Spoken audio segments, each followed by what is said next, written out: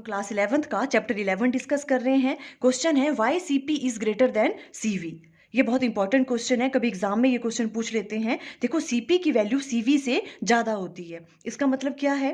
अगर हम 1 mole of gas लें और उसका हमने टेम्परेचर रेज करना है through 1 degree Celsius at constant pressure, तो जो उसके लिए हीट रिक्वायर्ड होती है वो ज़्यादा हीट रिक्वायर्ड होती है एज कंपेयर टू अगर हम ये प्रोसेस किस पे करें, कॉन्स्टेंट वॉल्यूम पे करें। देखो सबसे पहले हम केस डिस्कस कर रहे हैं सीवी का, जब वॉल्यूम कैसा है, कांस्टेंट है। देखो कांस्टेंट वॉल्यूम पे हम फर्स्ट लॉ ऑफ थर्मोडायनामिक्स किस तरह से राइट डाउन करेंगे, Q equal to W plus delta U। Work done को हम राइट डाउन कर लेते हैं P डेल्टा V।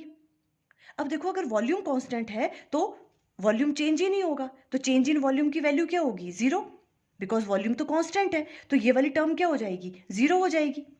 तो जितनी भी हम हीट दे रहे हैं वो किसके बराबर आ जाएगी, चेंज इन इंटरनल एनर्जी। बस जितनी भी हम हीट दे रहे हैं उस सिस्टम को, उससे वो क्या करेगा, सिर्फ अपनी इंटरनल एनर्जी इंक्रीज करेगा।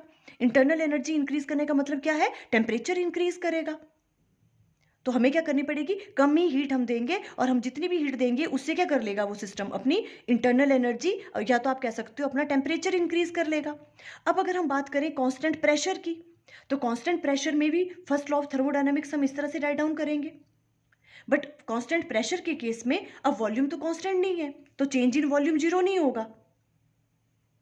तो अब क्या करना पड़ रहा है, जितनी भी हम उस सिस्टम को हीट दे रहे हैं उसको दो दो वर्क करने पड़ रहे हैं। एक तो उसको क्या करना पड़ेगा, उस हीट से वो अपनी इंटरनल एनर्जी इंक्रीज करेगा, मीन्स उसको टेम्परेचर इंक्रीज करना है, और साथ में उसको क्या करना है, वर्क डन भी करना है अगेंस्ट द एक्सटर्नल प्रेशर के जो एटमॉस्फेयर लगा रहा है।